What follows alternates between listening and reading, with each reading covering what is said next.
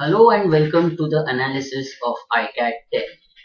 With iCAT10, we now enter the last lap of CAT preparation with these last 10 mocks being part of our 25 test package of All India National Level CAT test series for CAT 18.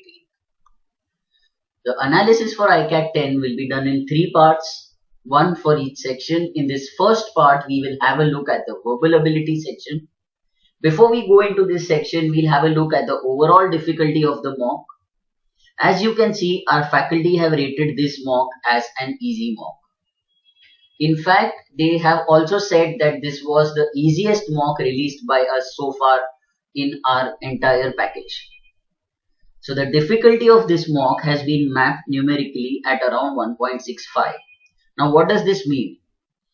This means that if each question is given an LOD or a level of difficulty ranging from 1 to 3, where 1 is easy and 3 is tough, then on an average each question had a difficulty level of close to 1.6. Typically the difficulty level in CAT ranges somewhere around 1.8 to 1.9 or 1.95. This is more like a benchmark figure. So you can see that this was nearly 15-20% easier compared to the actual CAT. Coming to verbal ability, again this was classified as a very easy section with an average difficulty of 1.24. Just to put things into perspective, again in the actual CAT, the verbal ability section is somewhere around 1.9 to 1.95. So this was significantly easier compared to the actual CAT. Now, what is the breakup of this section? Like always, it has 24 RC questions and 10 non-RC plus para-summary questions. So let's first go on to the RC passages. The standard format, again followed in this mock as well, is that there are 3 sets of 6 questions each plus 2 sets of 3 questions each. Of course, you can also have a pattern where you have 2 sets of 6 questions and 4 sets of 3 questions, that's 12 plus 12. Or you can simply have 4 sets of 6 questions, that's just 4 passages. So all these combinations are possible, but this is the most commonly used one. Please, however, do not think that this will be the only possibility in the exam. Let's now consider the passages that should have been attempted.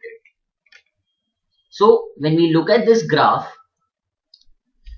we observe that there are multiple parameters that we need to look at. Typically, we always assume that the doability or the suitability of a passage is based on its topic.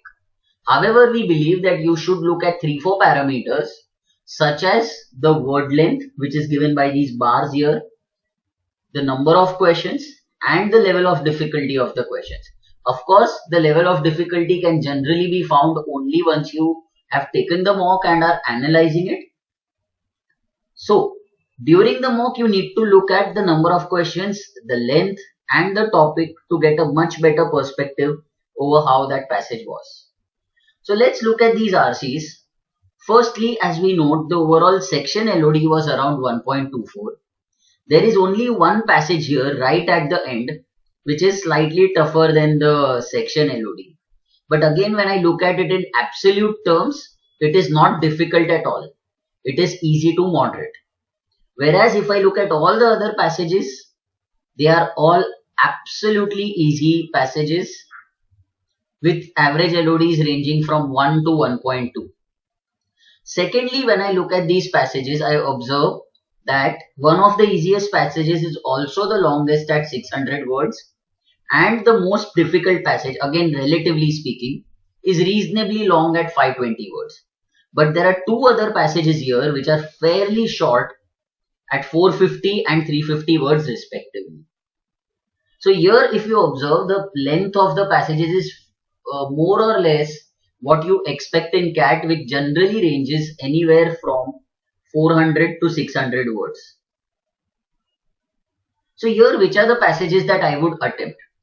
Now when I look at these topics, there is a good mix of topics. There's one on existentialism, which is a slightly more difficult topic for an average student to read, so I would possibly put that lower in my priority. Another reason for me to put it lower in priority is one, that it's the longest passage here. Also, there are just 3 questions to be attempted. So even if I take so much time and if I don't understand this, the return that I get from this passage is pretty low. Whereas when I look at these 2 passages, the one on healthcare in Africa and the one on private sector property, you will observe that both are reasonably short and both have 6 questions attached to them. So when I look at this is a reasonably easy topic to read. Again, poverty in the private sector, slightly easier to read. Lot of questions to be attempted, so lot of marks to be gained. And short passages with easy questions. So these are definitely 2 passages that I would try. Then among the 2 remaining passages, which is the one on Boston Tea Party and riboflavin, because both are short, I would potentially try and attempt both. However, on the one on riboflavin, observe again that this is the shortest passage of the entire mock with very easy questions. But because there are only 3 questions, the return is low. However, it also means that the time taken on this passage would be low because you would do it pretty quickly. So this is again something that I would attempt. Here in this last passage, this 1.67 indicates that there will be 1 or 2 questions that tend towards moderate. So here my attempts would really be selective in nature, where I would try and attempt all those questions that I find easy. So if I now look at this, I would say that I would potentially attempt somewhere around 3.5 passages, where the passage on healthcare, riboflavin and private sector would definitely be my attempts. The passage on Boston Tea Party, which was slightly longer compared to some of the others, would be more of a partial attempt. If you can do it, nothing like it. So when I consider these 6, 6, 6 and 3, 21 passages here, or 21 questions here, sorry, I would try and attempt anywhere close to 18 questions or 18 to 19 questions a year right away. Typically, this is the highest number of questions that we would recommend for RC. Generally, out of 24, even if people are able to solve 14 to 15, that's a reasonably good attempt. But here, a good student might even be able to touch 20. Let's now have a look at the non-RC questions before moving on to the actual questions. As you can see, the standard pattern was followed here. 4 questions on jumbled sentences, 3 on contextual odd man out, which is nothing but a variety of jumbled sentences where you have 4 or 5 statements given to you and you need to place them in a sequence. One of them will not really fit the sequence. So it's a slightly more advanced level. But here you can see that it was easier compared to the jumbled sentences question. So while these were easy to moderate, these were actually easy. On the other hand, the normal MCQ type para-summary questions were moderate difficulty. So when we consider these 10 questions, I would say that anywhere close to 5 to 6 attempts here would be a reasonably good performance. Now when we say 5 to 6 attempts, typically we tell students to try and attempt each question in the theta part of the verbal section. However, the number of good attempts that I am considering here is those questions where you are fairly confident about your attempts or your accuracy level. So now if I were to actually go back and say what is the number of good attempts for this, I would say in RCs anywhere close to 19 questions, possibly even going to 20. In the theta and para summary, which I call numerical entry, I would say anywhere close to 6 questions. So anywhere between 24 to 26 questions, let's say averaging out at 25 would be a reasonably good performance to clear the cutoff for this particular mock. Does not mean that you need to have this level of performance for every mock, because the remaining mocks might not be so easy. Let's consider any one passage. Let's say the one on Boston Tea Party, and then look at the questions within this. Now before we go into that, this is one graph that you will see in all 3 parts of the analysis where we've mapped the difficulty level of each question within that section, which gives you a better idea of the trend, and it also tells you which are the questions even within the passage that should have been attempted or left out. As you can see, the first three passages right up to the end of riboflavin only have easy questions. However, in English, what we call easy might not seem so easy to everyone. So here you can take it with a little bit of a pinch of salt. For instance, when we consider existentialism, a lot of people might find this topic tough. But having said that, this is definitely something you should have tried. Similarly, when we consider the one on private sector poverty, there is just one question that is moderately difficult. Everything else is easy. So again, something that should have been tried. On the other hand, when you consider the question on Boston Tea Party, observe that this is a very interesting mix of 3 easy questions, 2 moderate questions, and 1 tough question. So your question selection becomes very important. It is absolutely okay if you end up attempting only these 3 questions, potentially one of these and skipping this altogether. But for that, you need to be aware that this seems to be easy, this seems to be tough. So when you attempt an RC, unlike a DI set, please do not shy from attempting only half the passage if you feel like. Among the numerical entries, observe that this chunk here was all easy. Again, there were a couple of easy questions here, one easy para summary here, and then again one easy numerical entry here. So had you selected the questions nicely, out of these 7, any 5 or 6 could definitely have been done well. That is the reason we say that you could have touched 25 attempts in this particular section of the mock. Let's have a look at the passage on Boston Tea Party. So which was the last passage out here?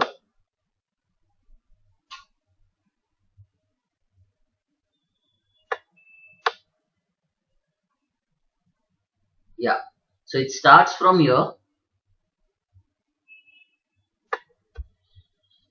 On Thursday, December 16, 1773, to long lived, which is basically 4 paragraphs, of course slightly longish paragraphs. But if you see, this is more like an extract from a history book. So pretty reasonably light read. Of course, somebody well versed with history, well versed with American history would know about this incident very well. But even for an average student who is not so well read, this is a reasonably easy read. Now, let's have a look at these questions. In RCs, you can note that all questions generally form or go into 3 categories. They can be purely factual, which means that the data for that question is given right in the passage. They can be purely inferential, which means that you read the passage, arrive at your own conclusions, deductions, etc., and then go and answer the question. Or it is a mixture of fact and inference. So some part of it is fact and then you arrive at an inference. So here, for instance, the very first question that says, what can be inferred from the quote, this meeting can do nothing more to save the country. So here, this is a clear-cut inference. It might be simple, moderate, whatever, but this is a clear-cut inferential question. Similarly, the next one, in the sentence, nothing else had been damaged or stolen except a single padlock accidentally broken, etc. What is the author trying to imply? Again, an inferential question. According to the author, if Hutchinson would have allowed the owners and captains to resolve their issues, what would have happened? So here the author is asking for your opinion. Of course, this is based on the facts as you read, so I would call it a semi-inferential question, but still tending towards inferential. Finally, when I move to the last 3 questions, what were the immediate consequences of the Boston Tea Party? Pure fact, you'll have some data given in the passage, so this is definitely something I would try and attempt. The structure of the passage can best be described as, so this is again inferential. The act of consuming Liberty tea by many colonists was a way to do something. So again, this is semi-factual, semi-inferential. Or I would say even go towards calling it inferential. So here this was slightly more difficult compared to the other passages because it had one purely factual question and a lot of inferential questions. Let's look at the factual question first. what were the immediate consequences of the Boston Tea Party? So here everything is revolving around the Boston Tea Party. So when I look at this, I can find the reference here. The Boston Tea Party eventually proved to be one of the many reactions which led to the American Revolutionary War. At the very least, the Boston Tea Party and the reaction that followed served to rally support for revolutionaries in the 13 colonies who were eventually successful in their fight for independence. Many colonists in Boston and elsewhere in the country pledged to abstain from tea drinking as a protest, turning instead to liberty tea made from raspberry leaves, other herbal infusions and coffee. So now we go back to the options and see what can be eliminated.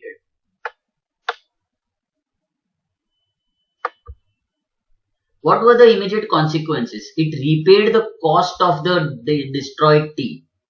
Not really. It led to the American Revolution.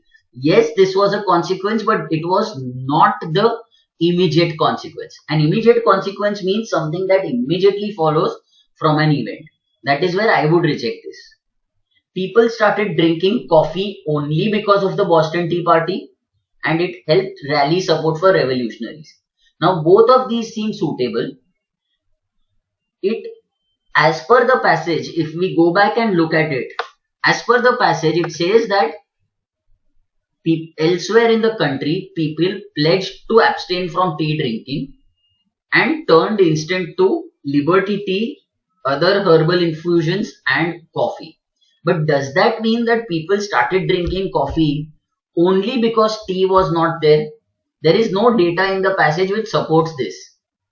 There is always an assumption that coffee used to be drunk earlier, but it was not as popular. So that is again something which cannot be concluded as an immediate outcome. Whereas if I look at this, the reaction that followed served to rally support for revolutionaries in the 13 colonies. So immediately these people or the revolutionaries got public support, and that is given explicitly in option 4. So option 4 according to me is the most suitable option as far as this question is concerned, where option 3, though it looks tempting, can be cancelled. So here the trick is that a lot of people might directly mark option 2, but option 2 was a long-term consequence rather than an immediate consequence.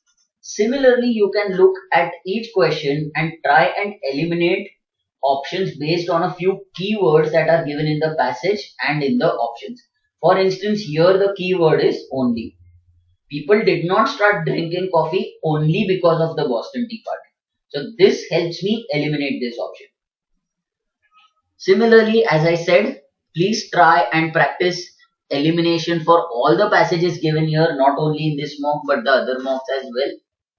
On the whole, if we were to summarize, this was an extremely easy section in a fairly easy mock.